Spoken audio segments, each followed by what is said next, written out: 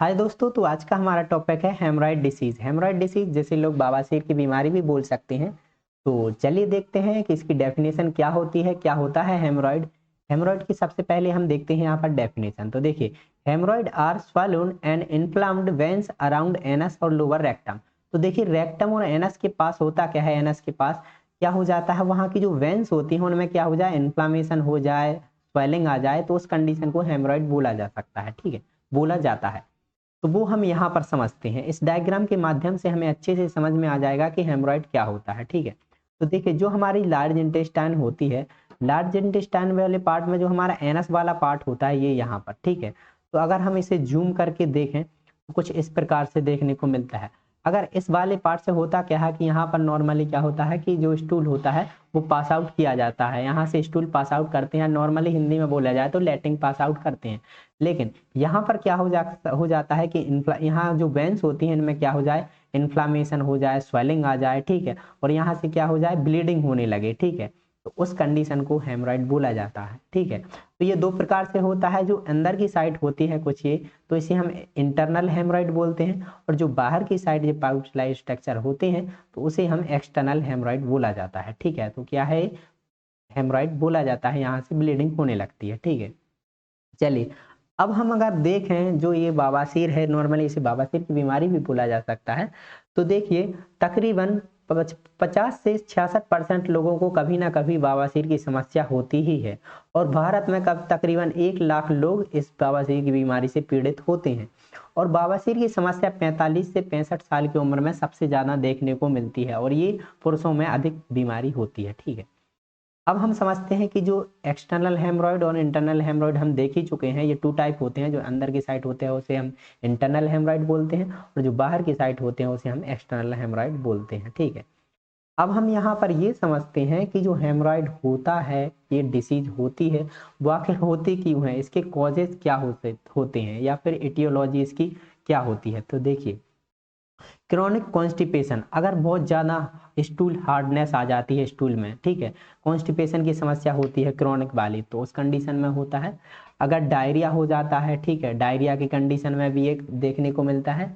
Anal infection, अगर क्या होता है, जो एनल कैनाल वाला पार्ट हमने देखा है, एनस वाला पार्ट, वहां पर क्या हो जाए, कोई इन्फेक्शन हो जाए, इन्फेक्शन की वजह से भी ये देखने को मिलती है हमें ये डिसीज। ठीक है, प्रोलॉन्ग सिटिंग, अगर आप एक ही जगह पर बहुत ज़्यादा समय से बैठे हैं, या ऑफिस में आप काम करते हैं, बोला जाए कि आप एक ही जगह पर बहुत लंबे समय तक बैठते हैं, 2 से 3 आवर्स, तो उस कंडीशन में ये डिसीज हो जाती है। ठीक है, प्रोलॉन्ग स्टैंडिंग, अगर ज़्यादा देर तक आप खड़े रहते हैं तो उसमें भी ये डिसीज होने की संभावना होती है।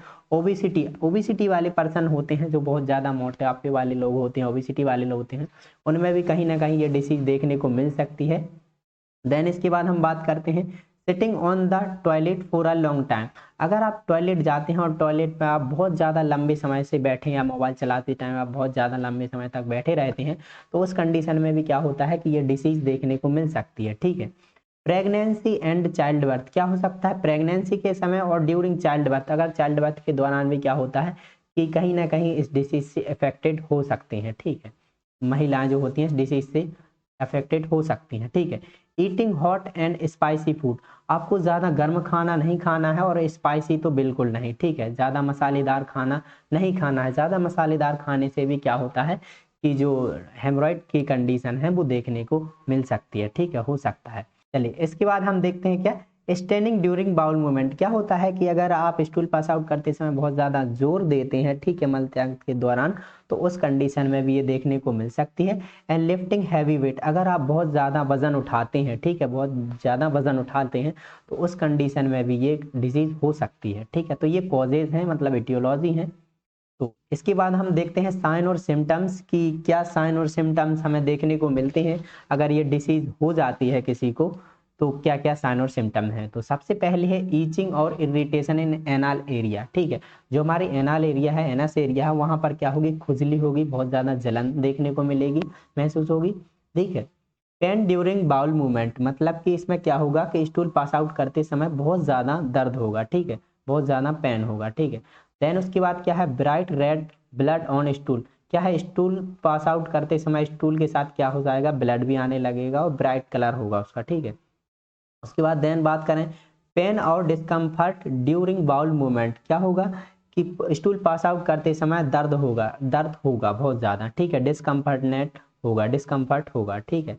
देन उसके बाद क्या है, sensation of burning and itching around the anus, तो इसमें क्या है कि जो एनस वाला पार्ट है उसके आसपास जलन होगी, बहुत ज़्यादा खुजली होगी, ठीक है, खुजली की अनुभूति होगी, ठीक है। देन उसके बाद क्या है, स्वेलिंग अराउंड एनस, जो एनस वाला पार्ट है जहाँ से स्टूल पास आउट कर रहे हैं उस वाले पार्ट में क्या होगी, बहुत ज़्यादा स्वेलिंग देखने को मिलेगी, सूजन देखने को मिलेगी। ट्यूमर इन कॉलन, जो हमारा कॉलन वाला पार्ट है लार्ज इंटेस्टाइन, उनमें ट्यूमर भी देखने को मिल सकता है। और एनीमिया, मतलब कि खून की कमी भी हो सकती है, क्योंकि जो एनस वाले पार्ट से अगर ब्लीडिंग होगी हेमोरॉइड के कारण तो उस कंडीशन में एनीमिया भी हो सकता है। तो ये साइन और सिम्टम्स हमें देखने को मिल सकते हैं, ठीक है। इसके बाद हम बात करते हैं डायग्नोस्टिक इवेल्युएशन की बात, कि कैसे डायग्नोस्ट कर सकते हैं। तो सबसे पहले क्या करेंगे, हिस्ट्री कलेक्शन, पेशेंट की हिस्ट्री कलेक्ट करेंगे, पास्ट हिस्ट्री प्रेजेंट हिस्ट्री सब देखेंगे।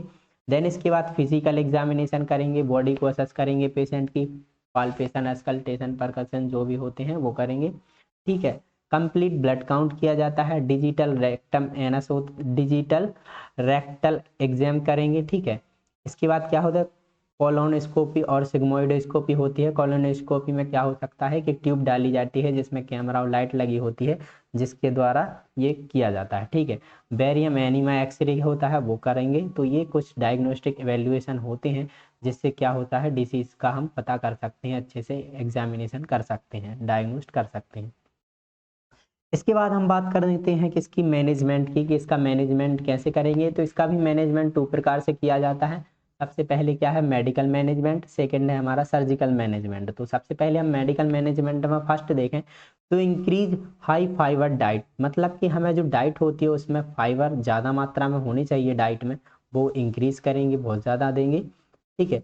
कॉर्टिकोस्टेरॉइड जैसे कि कॉर्टिजोन, इसमें क्या होता है, cream to help reduce swelling and pain, ये क्रीम होती है जो कि क्या करती है, अगर बहुत ज़्यादा स्वेलिंग है और पेन हो रहा है तो उसे रिड्यूस करती है, ठीक है।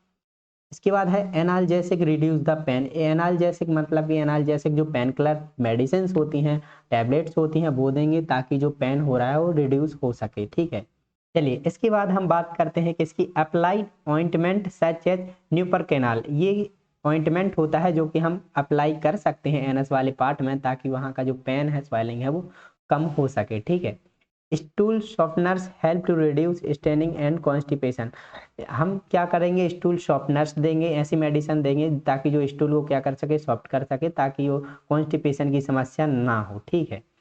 देन इसके बाद है warm switch bath, warm switch bath में होता क्या है कि एक टब लेते हैं हम बहुत बड़ा सा, उसमें क्या करते हैं, थोड़ा बहुत गुनगुना पानी या गर्म पानी डालते हैं और जो पेशेंट को ये कंडीशन है, ठीक है, हेमरॉइड की, उसे इसमें बिठालते हैं थोड़ी देर तक, समय तक, ताकि जो पेन है वो थोड़ा बहुत कम हो सके, उसमें रिलीफ मिल सके। तो क्या कर सकते हैं, हम बार स्विच बाथ दे सकते हैं। इसके बाद हम बात करते हैं सर्जिकल मैनेजमेंट की। सर्जिकल मैनेजमेंट में 5 प्रकार से होते हैं, rubber band ligation, sclerotherapy, haemorrhoidectomy, infra photocoagulation and staple haemorrhoidectomy. तो यहाँ पर हम स्टेप बाय स्टेप करके समझते हैं। तो सबसे पहले हमसे फर्स्ट देखते हैं हम स्केलोथेरेपी। स्केलोथेरेपी में होता ये है, यहाँ पर हम देखते हैं इसमें होता क्या है कि एक निडल ली जाती है, निडल के माध्यम से क्या होता है, जहाँ पर हेमरॉइड है, मतलब कि जहाँ पर स्वेलिंग है, पाउच लाइक स्ट्रक्चर बन गए हैं, उसे क्या किया जाता है, श्रिंक कर दिया जाता है। इंजेक्शन में बोला जाए तो केमिकल सॉल्यूशन मिलाया जाता है इसमें, केमिकल सॉल्यूशन को इसमें इंजेक्ट किया जाता है ताकि ये यहाँ पर श्रिंक हो सके, ठीक हो सके, ठीक है। इसके बाद हम देखते हैं rubber band ligation. Rubber band ligation में होता क्या है कि ये डॉक्टर के द्वारा की जाने वाली सर्जरी ही होती है। इसमें होता क्या है, ये लिगेटर क्या होता है, एक इंस्ट्रूमेंट होता है। इससे क्या होता है कि जहाँ पर ये हेमरॉइड की कंडीशन है, जहाँ पर ये इन्फ्लामेशन है, तो उस यहाँ पर क्या हो जाता है कि यहाँ पर एक रबर इंसर्ट की जाती है इसके द्वारा, इस इंस्ट्रूमेंट के द्वारा रबर इंजेक्ट कर दी जाती है, कुछ इस प्रकार से बांध दी जाती है, जो आप यहाँ पर देख पा रहे होंगे, कुछ इस प्रकार से बांध दी जाती है ताकि जो इन्फ्लामेशन है, कुछ इस प्रकार से इन्फ्लाम्ड है, पाउच लाइक स्ट्रक्चर है, वो ठीक हो सके, यहाँ से रिमूव हो सके, तो ये किया जाता है। इसके बाद हम बात करते हैं कि इसकी हेमोरॉयडेक्टमी, हेमोरॉयडेक्टमी में बोला जाता है जहाँ पर टमी शब्द आता है वहाँ पर समझ लेना चाहिए कि रिमूव, ठीक है। तो यहाँ पर जहाँ पर जो इन्फ्लामेशन है, पाउच लाइक स्ट्रक्चर हो गए हैं, उसे क्या कर दिया जाता है, सर्जरी के द्वारा उन्हें रिमूव कर दिया जाता है। देन उसके बाद क्या कर दिया जाता है कि उन्हें बांध दिया जाता है, ठीक है। तो कुछ इस प्रकार से सर्जरी के द्वारा इसे रिमूव कर दिया जाता है, कुछ इस प्रकार से हेमोरॉयडेक्टमी में, ठीक है। तो स्टिचिंग कर दी जाती है, ठीक है, रिमूव करने के बाद। देन इसके बाद हम बात करते हैं इन्फ्लाम्ड फोटोकोगुलेशन। इसमें क्या हो सकता है कि ये भी एक ट्यूबलाइट स्ट्रक्चर होती है। इसमें क्या हो सकता है, कुछ इन्फ्लामेटरी प्रकाश किरण टाइप की होती है। इससे क्या हो सकता है, यहाँ पर जो ब्लड जमा हो रहा है वहाँ पर इसका कोगुलेशन हो सके, ठीक है। कुछ इस प्रकार से यूज करके उसे ठीक करने के लिए कुछ इस प्रकार से यूज किया जाता है इस ट्यूब का। तो इसके बाद हम देखते हैं किसके, स्टेपलेट हेमरॉयडेक्टमी। स्टेपलेट हेमरॉयडेक्टमी में भी ये इंस्ट्रूमेंट होता है, कौन सा, हेमरॉयड इनसाइड स्टेपल। इस इंस्ट्रूमेंट के द्वारा भी क्या होता है कि जो हेमरॉयड की कंडीशन हो चुकी है, जो पाउच लाइक स्ट्रक्चर बन चुके हैं इंटरनल एंड एक्सटर्नल तरीके से, तो उसे इस इंस्ट्रूमेंट के माध्यम से रिमूव कर दिया जाता है। जो आप यहाँ पर देख पा रहे होंगे, यहाँ से इंसर्ट करके इसे रिमूव कर दिया जाता है। तो ये होता है। तो thank you for watching my video. अगर वीडियो पसंद आए हो तो हमारे चैनल को लाइक एंड सब्सक्राइब जरूर करें। Thank you.